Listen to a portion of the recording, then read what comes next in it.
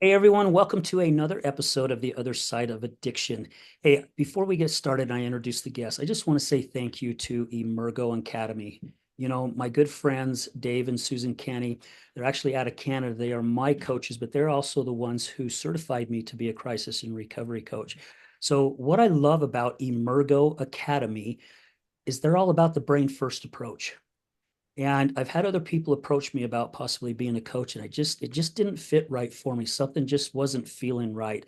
But when they actually reached out to me to be guests on my show, and I went through their stuff, I'm like, oh my gosh, these guys get it. At least the way I saw it is that I feel like, especially with addiction and all other types of things, right? Mental health and traumas and so many other things in our life, it's from a past experience. And especially with addiction, all we try to do is numb ourselves, whether it's with drugs or alcohol or porn or gambling or gaming or shopping or work, whatever it is. We just don't want to feel the feelings that we're feeling. And so we go to something different to help numb us. So if you guys are interested in checking out Emergo Academy, and that's EMERGO Academy.com, I highly recommend it. Even if you're not looking at becoming a crisis and recovery coach, you want to look at possibly changing your life, and actually you will change your life. My life has been impacted in so many positive ways ever since I took their training. It just blows my mind on where I was holding myself back. And once I learned how to tap inside of me and tap inside my brain, I started to learn so much more. So guys, highly recommend Emergo Academy. Check them out. Dave and Susan Kenny, thank you so much. I love and appreciate the both of you.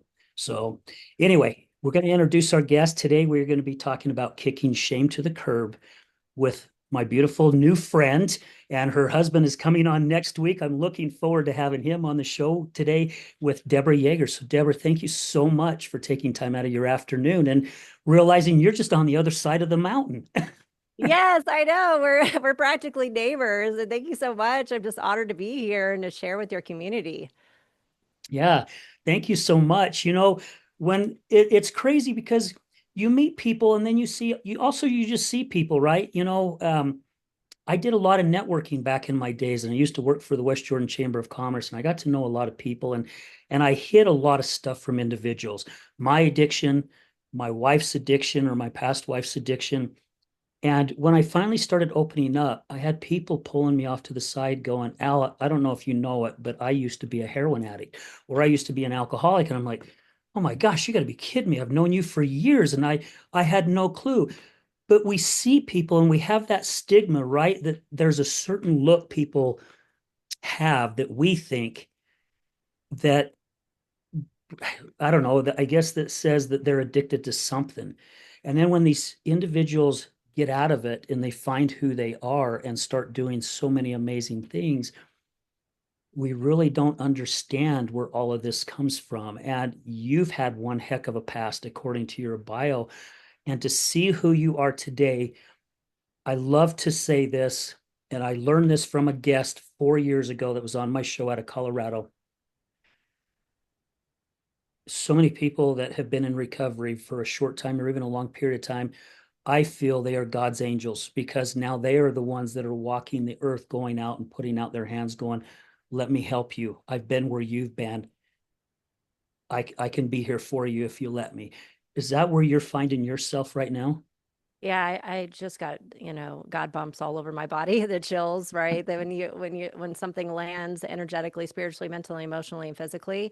And I truly believe that, adversity does shape us into the warriors of the light to then be able to bring this message and serve in a deeper way. And so this is something that I say to our clients and our students that come through our academy is that your tragedy story is your greatest gift. I know it doesn't feel like that in the time because when you're going through it, it feels like hell on wheels. And sometimes you feel trapped, you feel victimized. And when you can get to the place where you have transcended that, you've gotten the lessons, the strategies, the wisdom from that, then you can go out and serve your true purpose. And I truly believe before we come into this world and we get this avatar spiritual body that has this soul that's connected to God, is that you're planning out your destiny before you come in. and you're creating this environment and this path to fully activate these spiritual gifts. And a lot of times it's with trauma and drama, and we get stuck in the matrix and we forget where we are. But when we can get out to the other side, that's where the transformation happens. And I remember the first time that I ever shared my story in a podcast out loud to the audience without the safety of being in my own curated environment of training. And I remember feeling this lift of weight off my shoulders, but also this fear of shame and guilt that I would bring to my family. Right. And like what you're talking about is like we tend to hide behind these masks of what we think is perfection or what people we should be or what is a perfect version of a human being on this planet. And yes, we are all striving for spiritual perfection and letting ourselves being vulnerable and sharing our story from a place of lessons and wisdom. That's where we transcend shame. And I would like to take just a moment to talk about the shame paradigm too. So, a lot of people sometimes don't really like, they hear it, but they don't really know how to resonate with the word shame. And so, to me, and the people that I work with, shame means there's something wrong with me. There's something intrinsically broken, unworthy, unwhole, not good enough. Versus guilt comes from feeling guilty about an action, but shame is turned back on yourself. Like there's something dirty, wrong, nasty, horrible about me. And that's really how I started this existence. I felt intrinsically broken inside. And I remember all the way back to childhood, just feeling like there's something not good enough, not worthy enough, broken. There's something wrong with me. And that is the foundation of where the shame paradigm comes from. And, in the addiction space, I believe a lot of addiction is numbing that intrinsic void, that brokenness, that paradigm of feeling incomplete. You're trying to put things in to feel whole and to be like holy. Holy is perfection, right? So we're trying to become whole through external things, but we don't realize that this is here for us to look within. Yeah. Yeah, I agree with you 100% on that. Um, we and both of us know, all we do is we put a band-aid on it, right? We're putting a band-aid on our emotions. And so many of us don't really, I would say the majority of us don't understand and don't know how to sit in our emotions. Yeah. And it is because of that shame, right? It's like I had that shame of letting my friends and family know that my wife was an alcoholic. And for years, I hid my past cocaine and alcohol usage because of all that as well. And I lost my 24-year career because of it. Right. I was playing the victim. I always had to play the victim. And I feel like a lot of us do that to help cover up that shame. Oh, Right. yeah. Reason why is because of this or because of that person. And I said something in one of my public talks with our Healing Utah Success Summit that me and my co-founder, Melanie Jacobs, have started. Um, Once I learned how to be vulnerable and Hmm. open up, whew, so much weight lifted off my shoulders and my life completely changed in such a quick time. I had no clue I was carrying so much crap with me. And when you can get it out, it's like I told somebody I was working with once. I'm like, once you're able to expose what's going on with you, nobody can hold that carrot over your head ever again the rest of your life. Yes, amen. I absolutely I feel the same because and that's another gift is that whenever we can face it head on and say, "Hey, this was me and this and by the way, none of us are perfect. I'm still working on stuff as well." I think that that's the place of where we can actually truly heart connect to people and we can relate to people. Yeah, so do you want me to share where that it started for me? Do you think that Or that if would be you're a good if you're place to good with start? it, absolutely, yeah. Yeah, so and just I want to also frame as well. So if you're feeling like this right now, I believe everything right now. I know that there's so much chaos in the world, right? There's so much polarity and people, it seems like we're at each other's throats. And I truly believe from a spiritual perspective, all of this is happening for us to not to us. And this is a paradigm shift. Instead of looking at the chaos and being like, "Oh my gosh, this is so terrible." I truly believe that this is allowing us as human beings to look within and become better stewards. And so my chaos was happening back in 2011, and I was rock bottom. And so again, I was in victim consciousness, just like you were saying, and I had an identity around it. And it was almost like I had a badge of honor. And this is where this gets tricky, because when you create an identity about being a victim, it really does start manifesting everything you do not want. And then it proves to you why you're such a victim. And then you can manipulate from that place.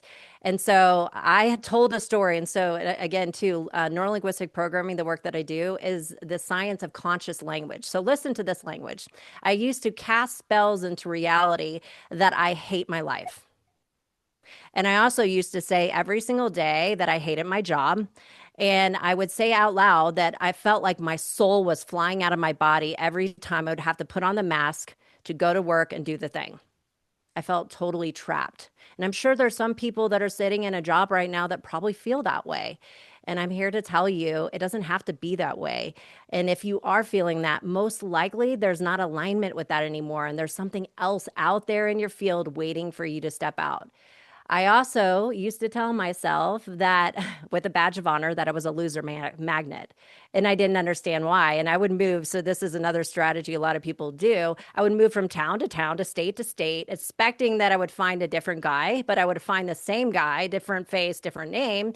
And I would tell my friends, I will never do that again. I will never attract that bum or asshole or whatever the word was to call the guy, but I didn't realize that I was just manifesting inside what I thought I deserved, because I was manifesting narcissistic behavior. And I think that, people talk about narcissism, but they don't really talk about the fact that I had an identity about being a victim. And so, of course, I was attracting a narcissist because I didn't believe that I deserved to be treated any better than that. In fact, I actually somehow got some sort of ego around being a martyr in those situations personally. And so I kept attracting it, even though it was very abusive. The way that I would leave relationships is I didn't have the power to say no. And so they would either get arrested and put in jail, or I would get physically violent.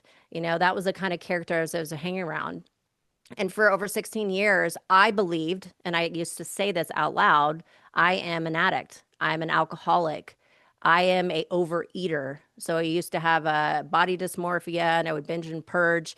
And I literally would grab anything I could get a hold of to numb the void, that pit that I couldn't fill inside, because deep down inside, I felt broken, I felt unworthy, and I felt disgusting, because the career I was telling you about, I was a stripper and a sex worker.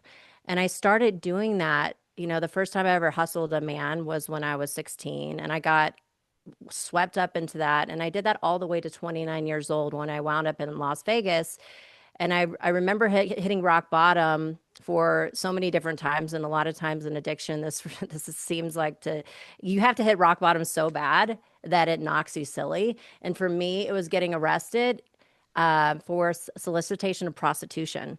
And I had been arrested for stuff like this before, but this time it was different because they put me in the general population, and I had to wear an orange jumpsuit. And I remember looking in, because I was in this room locked away with these women that were sitting to either get placed into, different type of penitentiary situations. Some of them had murdered somebody. I was looking at my fate of what, if I didn't change my life, this would be me, or even worse, dead. And I'm here to tell you that if I hadn't found the work that I did with NLP, I probably wouldn't be alive, because the stuff I was taking, I was doing the alchemy of Xanax, Adderall, Oxycontins, smoking meth, drinking about a fifth a day, cocaine.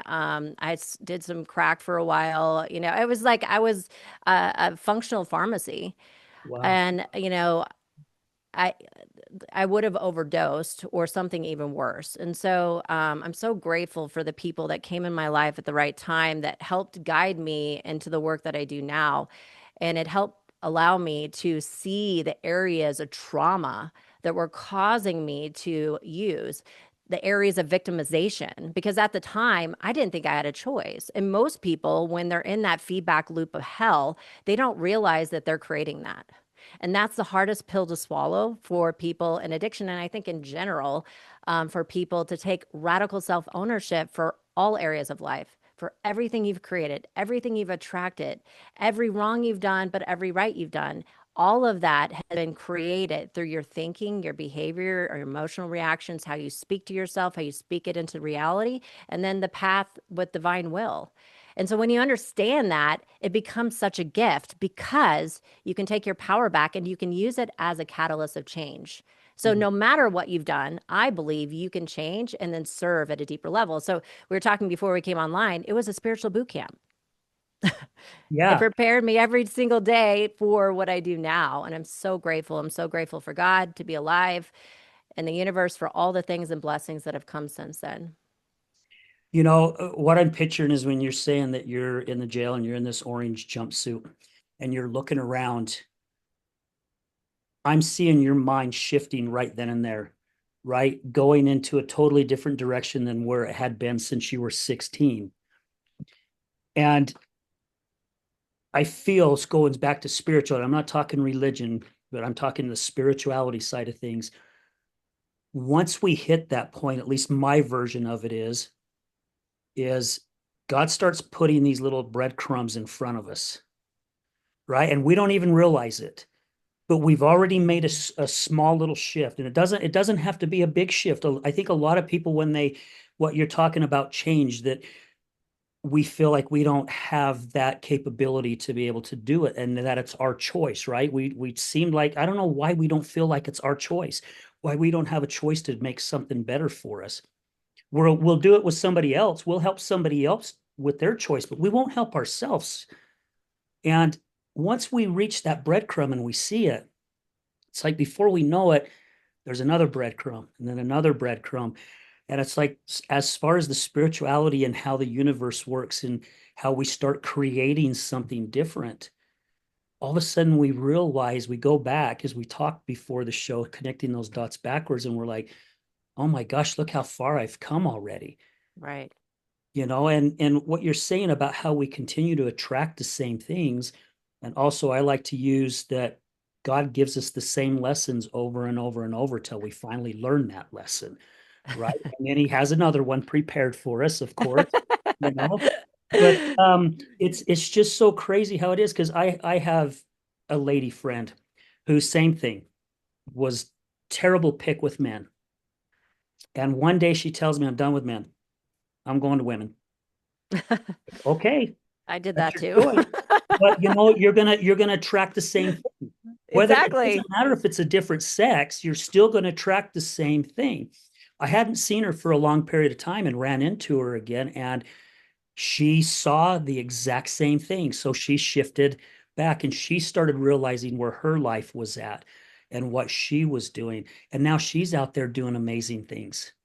Yeah, She's that's helping so incredible. many people in the health industry, to live a cleaner life and to a healthier life. And it's so crazy how our pasts end up being, whew, I get emotional even saying this. A lot of times our path in our deepest, darkest pits that we dug ourselves end up being our freaking greatest blessings, because it's who made us who we are today. Hmm.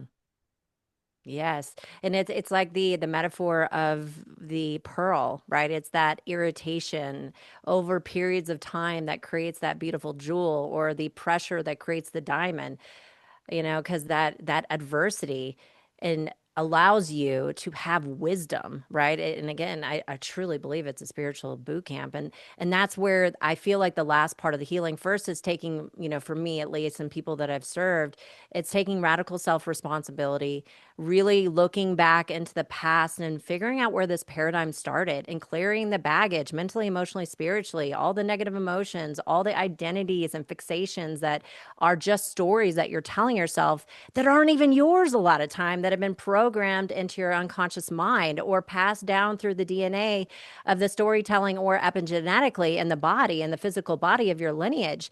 And the cool thing is that most people don't realize that change can happen rather fast. Yeah. It's a beautiful process and it is an option because the old paradigm told us that you're going to be stuck, you're going to be sick. I remember sitting in addiction in rehab when I was 17. Um, when I was in Missouri before I left to California and started my path winding up in Vegas. And I remember sitting there in rehabilitation and they were doing the best they could with the resources they have from my perspective. But the way that they would teach you how to speak about your addiction, first of all, they said, and some people believe this, and I don't believe that about addiction. I choose not to believe it because it's not an empowering belief for me to heal. They told me that you are an addict, you have a disease, and you will never be able to heal this disease. And anytime you think that you can heal it, you're going into denial and you're falling off the wagon. And so that's what I call a double bind. And it's a closed system that's a lose lose paradigm. And so I personally don't believe it is a disease. I think it is a symptom of many, many things because human beings are complex in nature that is causing this effect in their life. And I truly believe when you get back to the root cause, if somebody's radically willing to take full responsibility, take inspired action, be around community, around people that are healthy, happy, and vital in their life, that are pushing them to be a better person, recovery can happen and it can happen beautifully and it can happen fast. Yeah, I agree with that 100% again. And I'm not saying that because you're my guest, because I have guests that I disagree with certain things, right? I don't like to use the word belief. I like to say my version of it is, you Yeah, know, but yeah, I agree with that 100%. I've said on my show quite a few times, there are certain things in the AA community that I just disagree with. Now, I'm not disagreeing with the program itself because it has saved millions of individuals and has done amazing things for people and it's helped them get to where they wanted to be. However, I don't like when they say you're powerless over whatever it is that you're addicted to. And also that you stand up. And I've heard people in meetings before when I was going to meetings with my wife to support her, 20 years clean and get up and say that they're still an alcoholic and a drug addict. And I'm right, just going, my gosh, no, you're not. Because the moment you decide to stop and here you are 20 years clean, you're not that anymore, right? And right, again, I think it's how we perceive how we want to look at it ourselves. Because I think a lot of our shame stays there. And I have friends that go to meetings every single week, and I'm happy for them, and it helps them, and that's their journey. Who am I to say not to do it? right, However, I feel a lot of times too, or I see it as they may have to go to those meetings every week because they're still feeling like they are an addict. And without that meeting, they have a good chance of going in the opposite direction that they've worked so hard for. right, And like you said, our lives can change in such a blink. It's just incredible how quickly things will go. I mean, look how quick it changed for you.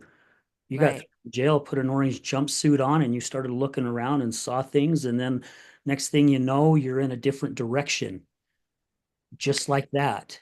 Yeah, and it wasn't a linear, it wasn't a linear path for sure. And full disclosure, around what you said as well. And I truly believe for some people, AA is the way to go, and it works for them. And everybody has, it's kind of like religion or spirituality.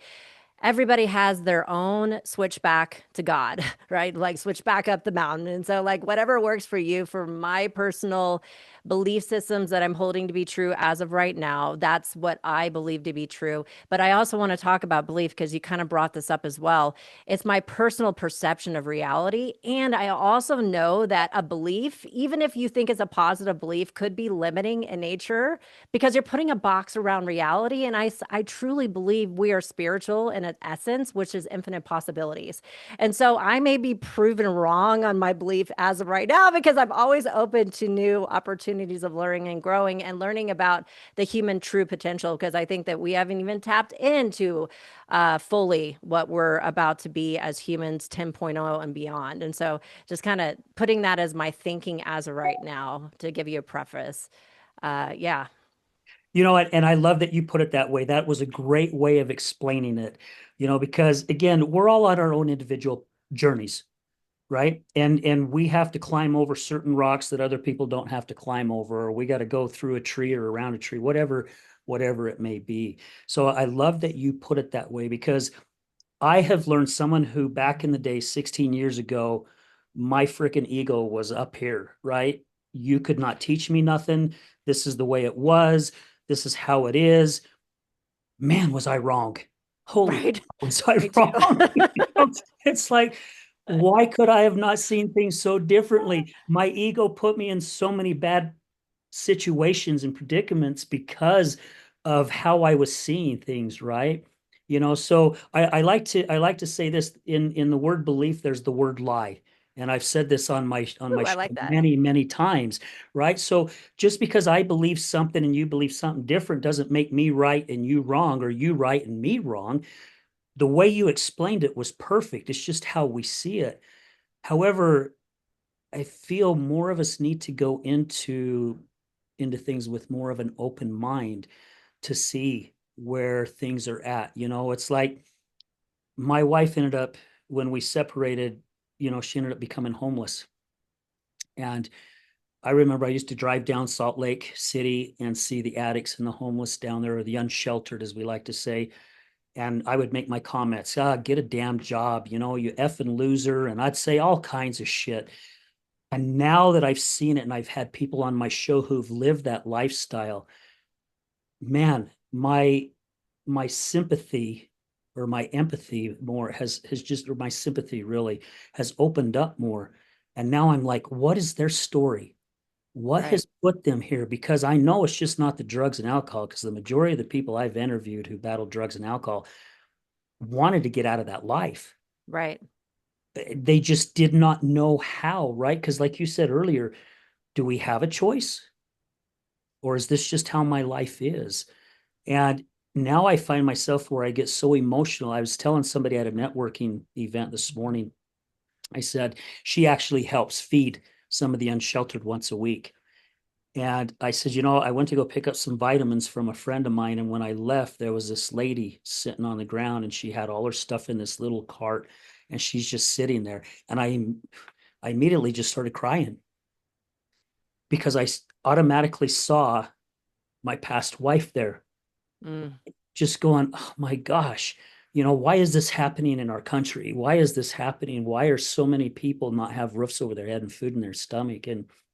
And it's really helped open my mind up a lot more to look at other individuals and, like I said, just have that sympathy for them, or the empathy. I'm getting myself confused today on those two words for some reason, because there's one of them I don't like using, and first I can't think of which one it is today, which is crazy. But yeah, anyway, it's just starting to understand how other people are and what their journeys are like. And I don't think any of us have a right to tell them that they're doing it wrong. As right. long as I do feel, though, as long as they have that higher power, whatever that higher power is to them, that spirituality, that will lead them in the direction that they need to go. Yeah, and from my perspective, my current vision of reality is, so how do we know that their soul isn't coming here to be an activation point? And the reason why that I'm saying this is because my brother, he passed away in 2021. He overdosed on fentanyl. And that it's a really tragic story because he's a father, and just a beautiful being of light. And I remember back in 2013 when so after I found that first training, I continued to go on the path with transformation. And a year later, I found my husband, who you're going to be interviewing next week. And he helped me get out in the environment and really do the shadow work and really put on my big girl panties and grow up, because I was a child and I was operating from a place of manipulation and having a mantra that I can't. And so I remember coming back home. I'm originally from Missouri, and visiting my family, and reworking these relationships and stuff like that. But backstory, I used to give and send my brother pills, right? Because I used to sell drugs and do all the things, right? And he asked me, hey, do you have any more Xanax and some oxys or whatever? And I told him, no, I got cleaned up. You should too. And, I saw him kind of bounce up and down, but he never had that really, truly go big or go home addictive personality where he'd wind up in a ditch. He was more like a functional, dabbler. But then he broke his leg. And I saw him get on oxycodone, and then I saw him slowly progress over a period of 10 years. And towards the end, he really was losing it. He was falling asleep during the day. And I thought that, like me, he would hit rock bottom and wake up. And so I encouraged my parents to stop enabling. There's a whole backstory on that. I'm like, look, he's on drugs. I know it. I've been through recovery. I help people recovery. He has every single freaking, but they did in their time and their perception, they couldn't hear that. And he passed away, and it was really fascinating because I got a download from Spirit. I was up in Peru doing an ayahuasca journey with some amazing humans up there, and Spirit told me that I needed to have a conversation, and I didn't have that conversation in time, and he passed away. And the reason why I'm saying this is, at first, of course, I was doing like, oh my gosh, like I could have done something. And maybe I could have. And at the end of the day, how do I know that his soul wasn't on the journey of suffering to learn something about that suffering, to then activate certain things in my mom and dad's life, and his children's life, in my life? Because he has been a gift, even though in his life he was the greatest gift, but in his death, it has been the greatest gift because it cracked me open in a way that I have never been cracked open before. And it sent me on a spiritual path, even deepening my relationship with God, source, intelligence, and beyond, and like understanding what happens to us when we die, and whatever we can understand in these physical bodies. And I truly believe that sometimes people come here to wake people up in maybe a traumatic way. So how do we know that the person on the street isn't doing that in some way, shape, or form for all of us to grow and learn? Maybe they're like in the Jesus story where they're sacrificing themselves in this timeline in order for them to bring awareness to the situation. I don't know. And so I look at all things as beautiful. I look at all things as God. And again, our ego, we're like, sometimes we're like they should be better, or they like look at what they're doing, their behavior, they're being enabled, right, with homeless people, like go get a job kind of thing. But how do you know that their job is not doing what they're doing right there? And of course helping people that want to change. So it's like a paradox. It's something I think about all the time, so I just wanted to bring that up. No, what you brought up was perfect. Really, what did you say earlier? I got God bumps as well. I've never heard anybody call them that before. Isn't that what you said? Is you got God bumps? Yeah, spirit bumps, God bumps, Yeah, I yeah, it's like love the that. angels giving you kisses. Yeah, that is so cool. I'm gonna have to use that. I'm gonna steal that from you. Um, no, 100%. And I love that you brought that up because when you was talking about your brother, my beautiful friend Brooke lost her brother last May, Mm, fentanyl as well, and she found him. And I remember when she called me and said, "Al, I lost my brother. I found him, and it was fentanyl." And she she has been so amazing. It's been very hard for her. It's been very hard for their mom. She's really, really struggled, and I could understand it because her son lived with her and she knew the battle. And she has taken this as a blessing because now she is his voice. yeah. She's getting herself out there. I mean, I just saw her on a podcast the other day, and I'm like, oh my gosh, Brooke, way to go. She's been on my show a couple times.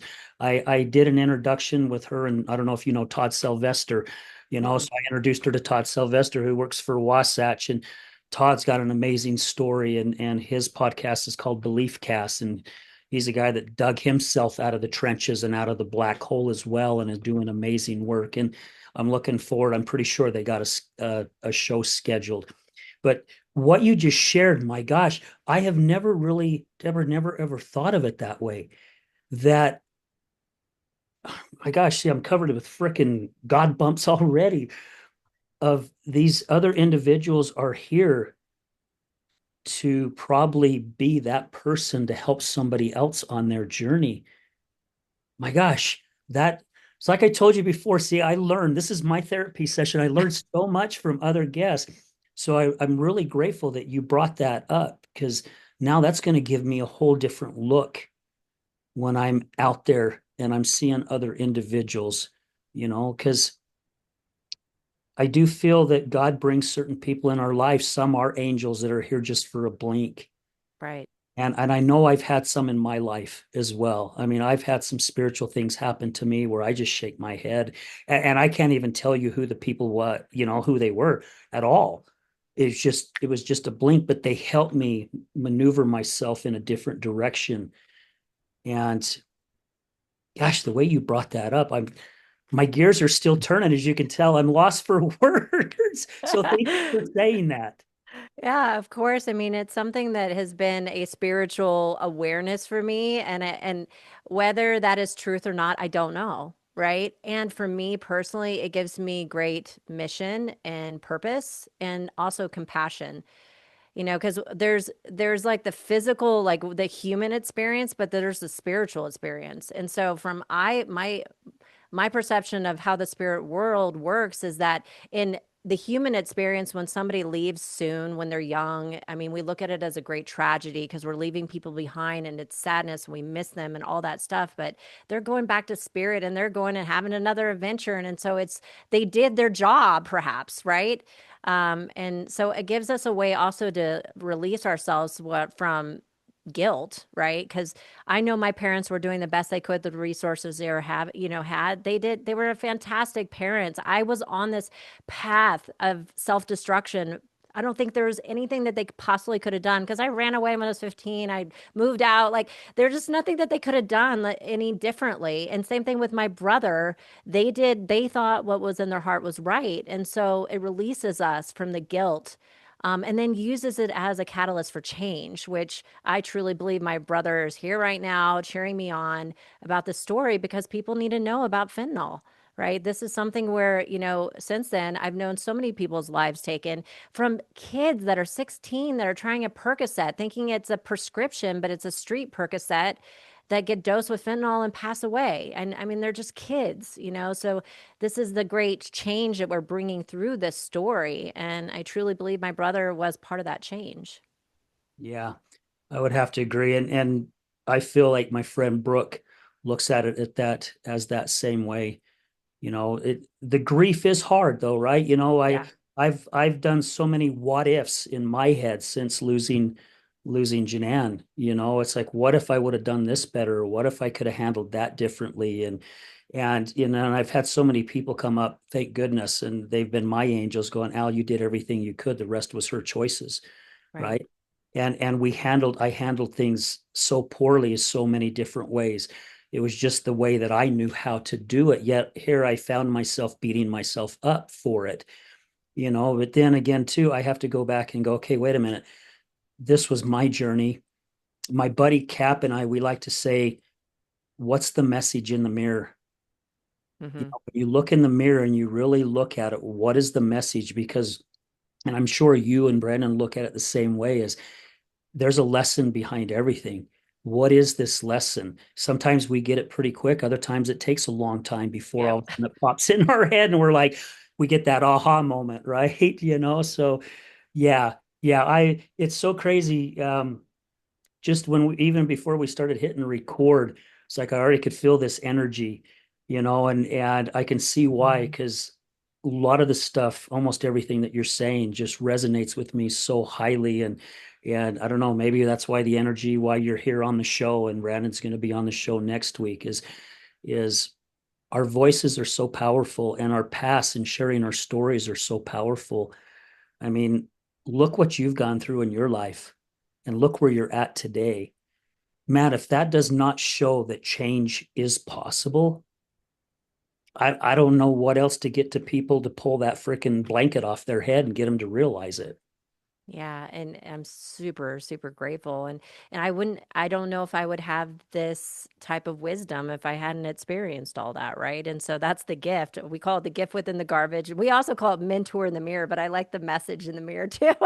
There's so many ways of saying like similar things. It's so freaking cool that we live in a world like that. And, going back to the conversation about beating ourselves up that we could have done differently. And I believe that this is where the podcast, this is where training and coaching, this is where the healer actually heals in the terms of you're going through this, you're going through this pain and suffering, and then you use it as a catalyst of change.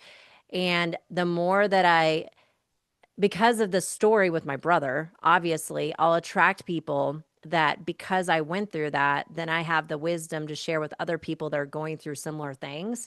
And then every time that happens, I see bits and pieces of the guilt over time was released because then it creates a purpose, right? It gives you a purpose, and then you see the transformation in somebody else's life, and you see that activation point changing, 8 generations in the past and 8 generations into the future. And it's quantum in nature, because if it helps one person, that's going to help their lineage, going to help everybody around them and everybody in their health and their community and their environment, and that ripple effect. That's how we change the world together. That's how we raise the vibration and consciousness of the planet and creating peace and love and compassion on this earth. And so that's where, I get so excited because, again, going back to there is nothing shameful, or there's no reason to hold on to shame and guilt. As long as you're getting the wisdom from the experience. And going back to the conversation of what we could do better, there's a lot of times where I purposefully, intentionally was not doing the right thing. I'm just gonna be honest with you. When you're in that walk of life, you do a lot of shit that's like not integrous whatsoever, and you're fully aware that you're doing it not integrously. And some people are like, well, how do you forgive yourself for that? Because I have compassion for people that are walking the line of not integrity. I understand that you can get sucked into that world with your ego and start believing all the lies and, like wallowing in it and, doing wrong things because it's wrong to get high off of the adrenaline rush. And so that in its lesson is a gift to be able to serve other people. So I just think that, the mess is the message, right? It's the gift within the garbage every single time. Yeah, 100% true. 100% true. And again, that's the direction we choose to go, or we chose to go at the time, to help us hopefully get us to that next level, Yeah. for sure. And I sometimes just I get it gets under my skin because I feel even the amazing recovery community that we have here in Salt Lake. There's a lot of support. However, there's also some things or individuals, I think, that are dividing it. That if you Mm, don't do it this way, you cannot say you're this. And you've said it so many times already throughout the show. We all need each other. We talked about it here just earlier about we're all on our own individual journeys, and we could be there also to help drop some breadcrumbs, right? To be those angels for a short period of time or a long period of time. However, their journey is still their journey.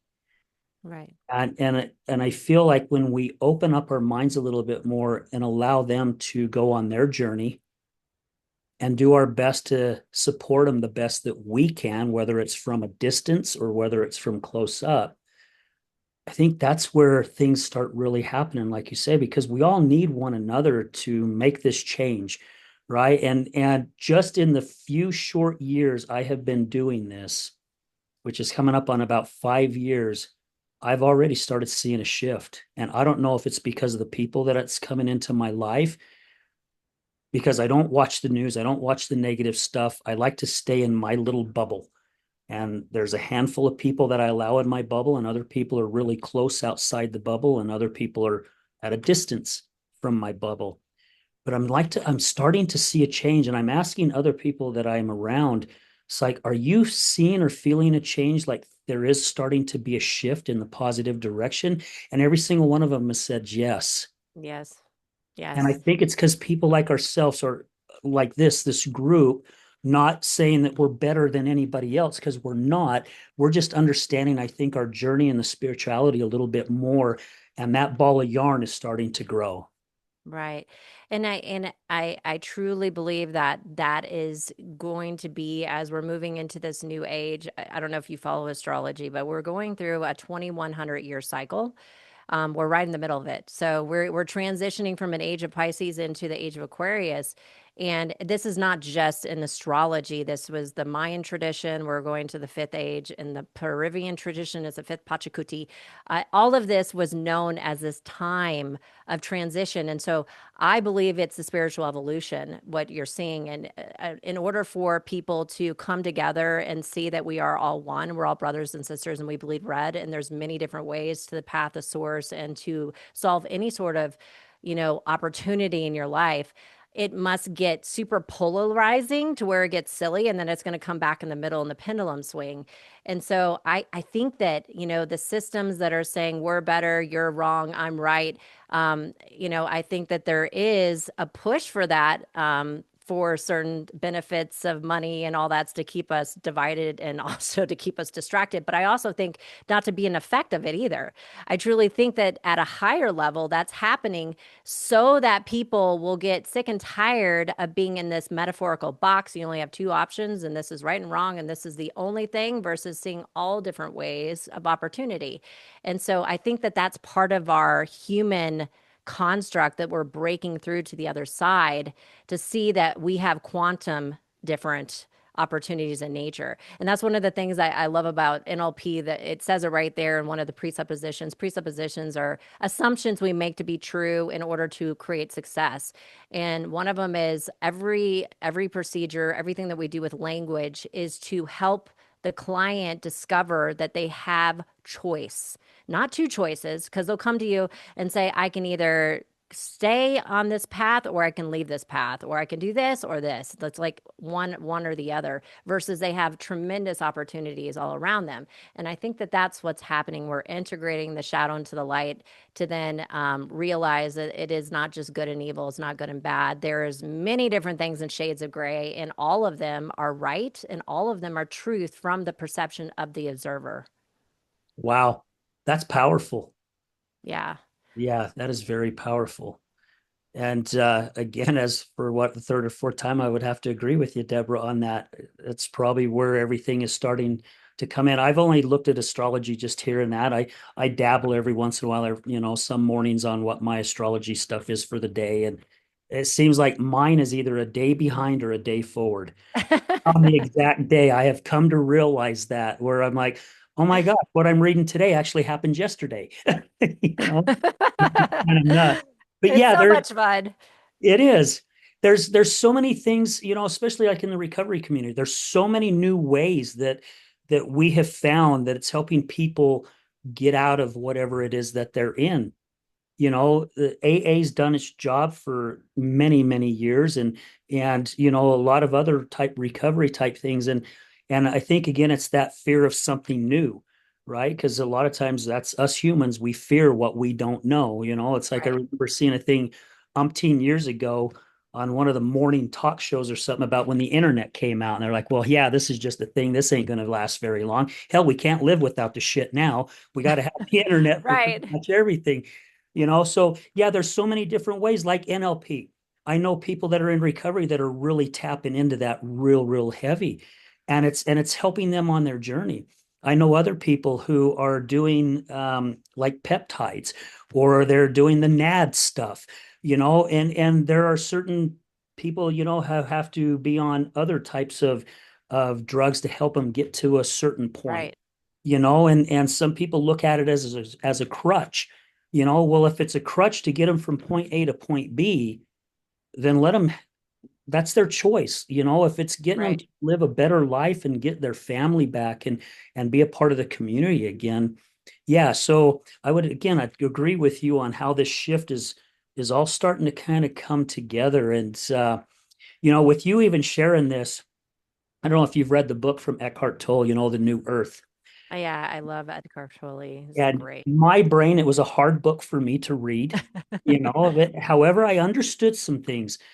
And I was just talking to my mom the other day, and I says, she was talking about the youth. And I says, Mom, I really feel like this new generation, and I don't know, maybe it's from 15 or 16 down, or maybe it's from 10 or 4. I just don't know. I don't know what the gap is. But I says, I really feel like they're the new earth. Yep. And she says, well, how can you say that? Because look at this, and they're too busy gaming, and all they do is sit in front of a TV. And she's just going on and on and on. Now, I may be acting like I'm a little biased right now, but I have three beautiful grandkids. I have two granddaughters and a grandson. And I picked up my youngest granddaughter. She's 11.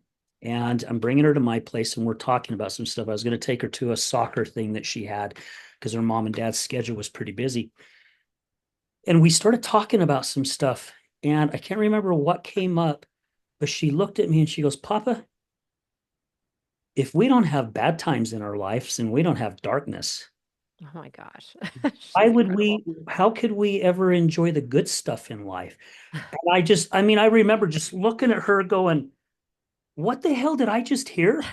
She's 11. And I said, sweetie, really? I says, so what makes you think that? And she goes, well, Papa, it's like you lost your leg. And I've heard you talk about blessings that come out of you losing your leg, and she goes, if you didn't lose your leg, you wouldn't have these blessings. And all of a sudden I'm having an adult conversation with an 11-year-old who is extremely intelligent and she gets it, right? Right. She understands it.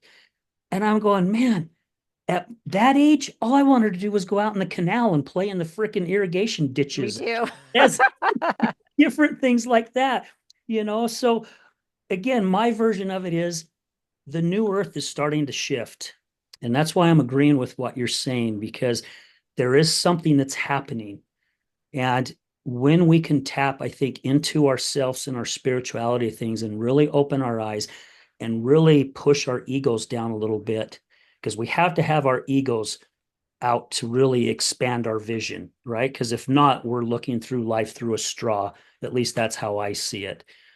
So there is stuff that's happening that I do feel whenever it may be, whenever God knows it's time, that this earth is just going to be an amazing place, which it is already. It's just Right. how we look at it. But Yeah. I love it. She's quoting, the universal laws and, the laws of quantum physics, all, all in her little storytelling. I love yeah, it. I mean, these are the beings that are coming in. I truly believe these are they call them what, the indigo children.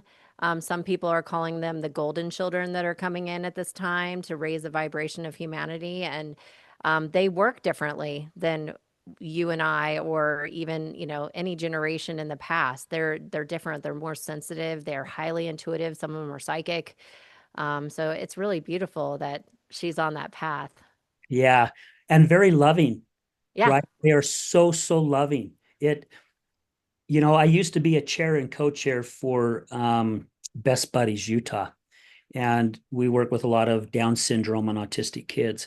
And what I learned from Down syndrome kids, oh my gosh, the intelligence and mostly the love that these yeah, individuals have, they could teach us so much, so much. And for hundreds of years, they were like the outcast, right? right. They're not the outcast at all.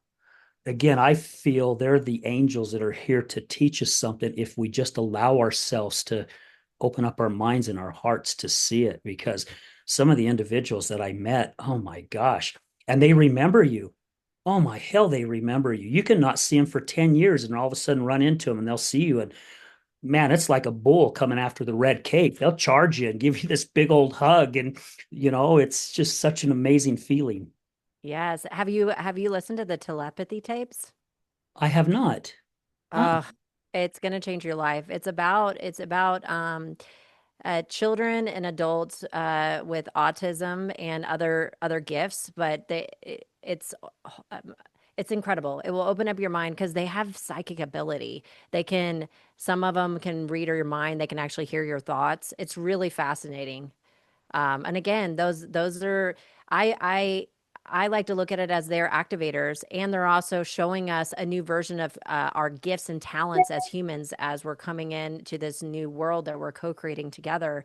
I believe everybody has the ability, should we choose to, have be open-minded, to be able to see beyond the veil, to have these gifts, be tapping into emotional intelligence as well as psychic abilities. And they're showing us what's possible in that way. Besides, they're highly gifted and highly intelligent, just in a different way, yeah. right? Again, we our tendency in the past is to fear what's different, is to fear change because we're so used to the same thing. And one of the universal laws is its cycles and rhythms. We are always in the process of change. And so I want to put forward to everyone to think of the possibility that all the change that is happening, this is our destiny. We are here to transmute, to change, to allow old belief structures to fall apart and to new ones to rebirth.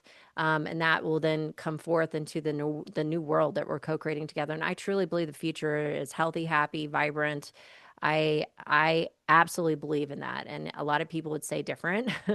That's my perception of reality. And it seems to work really well for me because I have to say, looking back at all the stuff that I've done in my life and all the opportunities, I freaking love my life. I love it. I love the work I do. I love my husband. I love where I live. I love my friends. I wake up every single day excited to do what I do in my life. I mean, it's just freaking amazing that I do what I love and I earn a great living to do it and I get to impact people in the world. It's incredible, incredibly blessed. And not everybody's in that situation right now. And I believe everybody can get there if they want it. If that's their path, right? Yeah, agree. And it's about looking within, right? And I think we talked about a little bit about that with, at the beginning of the show is look at yourself a little deeper within. Something that I've learned, I've just took some training called FLY, and FLY stands for Fulfill Life Yourself.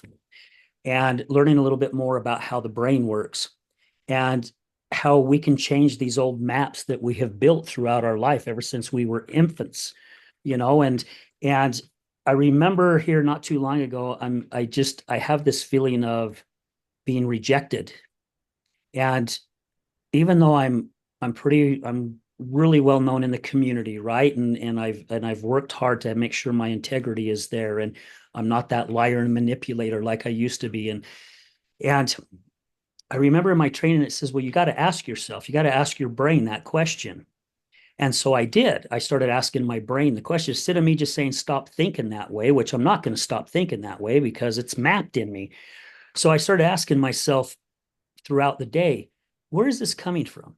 Hmm. Help me find the answer, brain. Where is this coming from? Why do I feel like I'm being rejected when I know I'm not, but yet that feeling of rejection is there?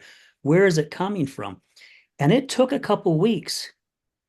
And I remember laying in bed one night and all of a sudden it just, boom, it popped in. It went all the way back from when I was 7. Yeah.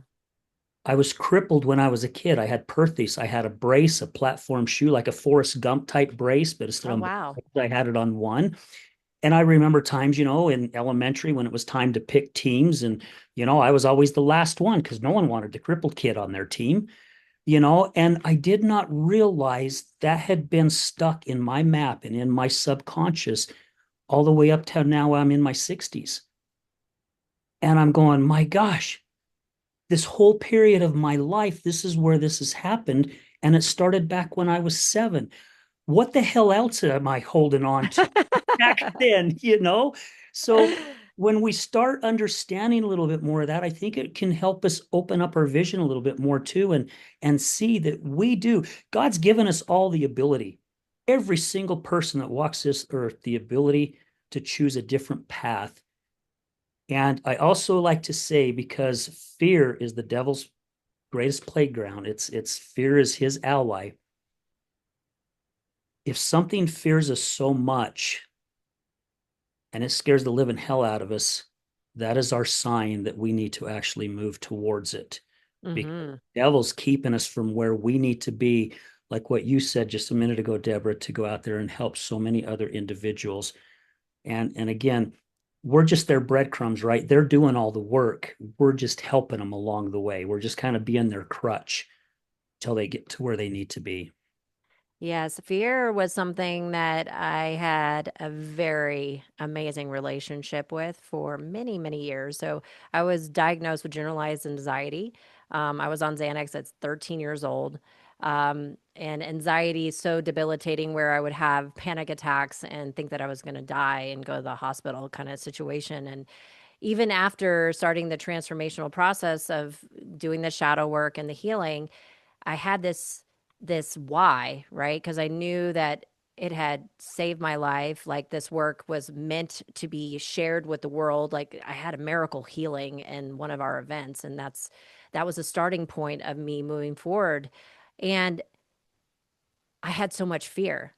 I had so much fear of speaking to people, looking at people in the eye, having a conversation. My throat would freeze up. I was also one of those people that 50% of the population rather jump off a bridge than getting on camera as well as getting on stage. I didn't have a problem getting on stage, but when it came to talking, that was my greatest fear. I would freeze up, I would black out and not even know what I said because it came back to when I was a little girl, having stage anxiety, peeing my pants, just like that kind of stuff that was dictating that was getting pulled into my reality. And after doing that work and letting it go from my spiritual intelligence, mental, emotional, but then the physical body, then it was just a matter of retraining the brain on how to focus because anytime that I would feel anxiety in my body, I would, you inherently lean out, right, to keep yourself safe because those parts are trying to keep you safe instead of leaning in like the buffalo goes right directly into a storm because they know the quicker that you get through the storm, you're going to get to the other side. And so, Right. fear, like you said, is the devil telling, like, it is literally the smoke and mirrors of on the other side is total freedom. And so, I made a mantra for years in our business because, like I said, success has been a zigzag, right?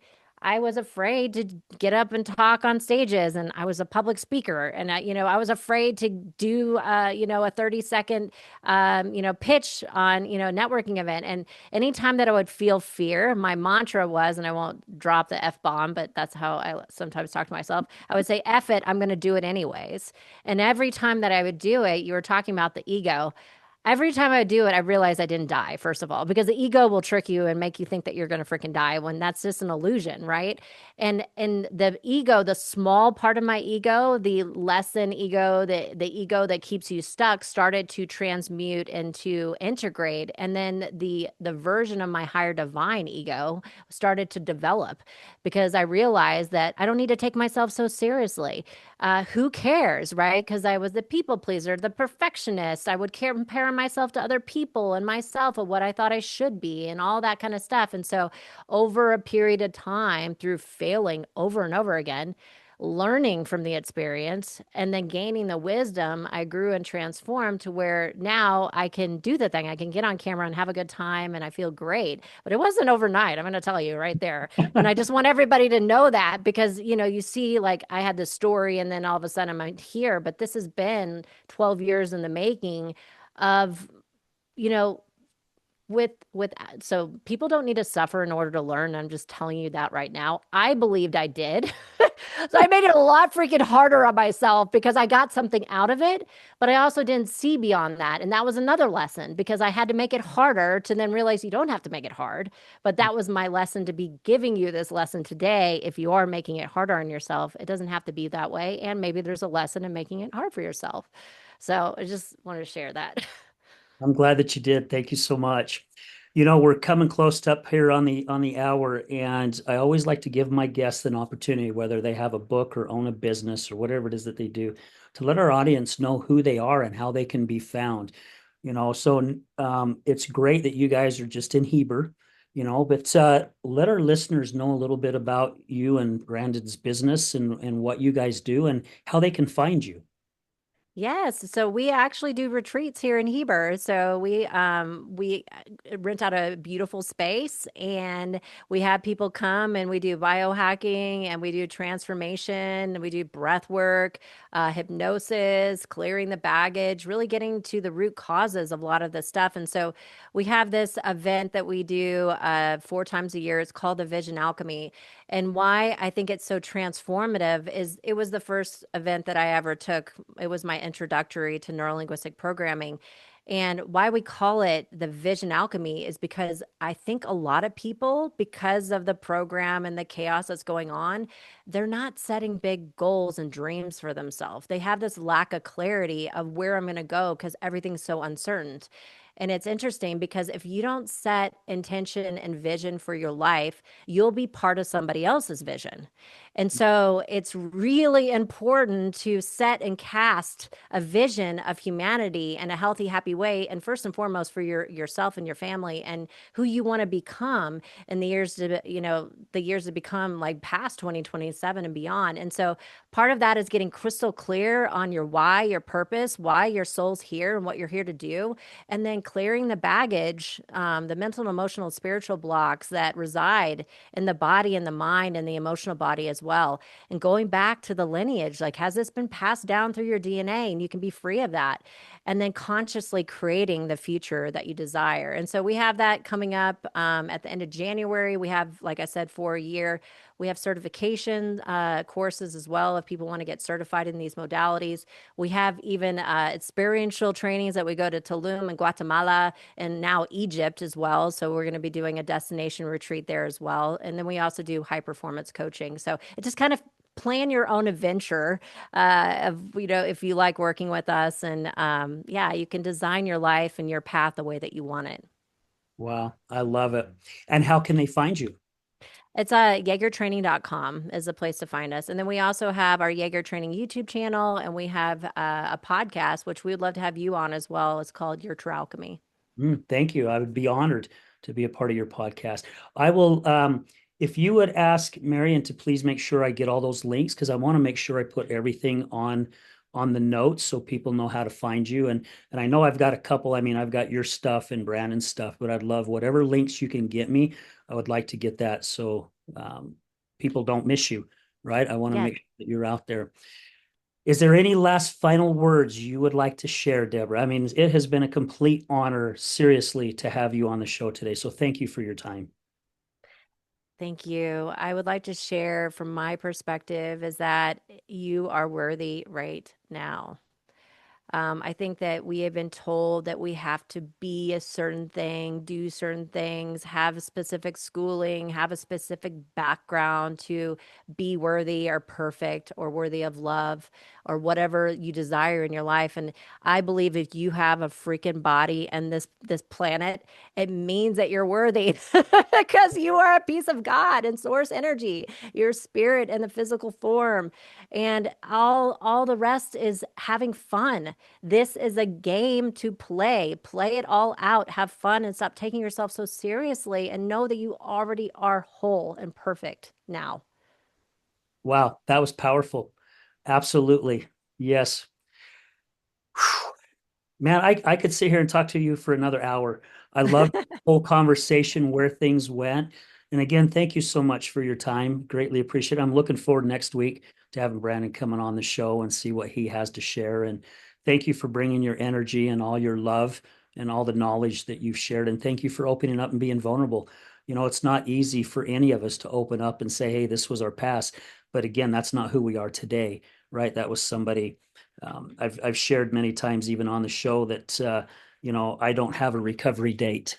And asked why, and I'm like, well, that was a part of my life that's no longer a part of my life, and why do I want to celebrate something that's no longer a part of my life anymore? I mean, I'm Yeah. grateful within, and I'm happy for myself, and I'm proud for myself, and for me, that works. And other people, whatever works for them, if they celebrate it, good for them, right? Because that's what works for them. But thank you for your knowledge. Thank you for being here today. I really do appreciate it. And I hope one day I can meet you and Brandon in person. I think that would be great since you're so close. I mean, you're what, an hour away? Depends on which way I go, Provo Canyon or the other. Yeah.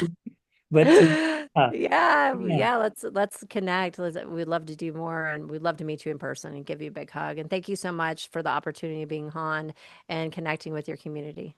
Oh, absolutely, absolutely. And I would like to talk to you. We'll talk later, but I'd like to talk to you about our Healing Utah Success Summit too. I Okay. think you guys would be great to invite to come and speak at our We would event. love that. But anyway, we're planning our sixth one, so we're Oh, already wow. in the works of planning our sixth one, and I'll have to tell you that story another time. But anyways, so before we sign off, guys, I just want to say thank you again. Thank you, Deborah, for all your time and your knowledge that you shared with us today. Thank you to our sponsor, Emergo Academy. Thank you, Dave and Susan Kenny. I love you both so much.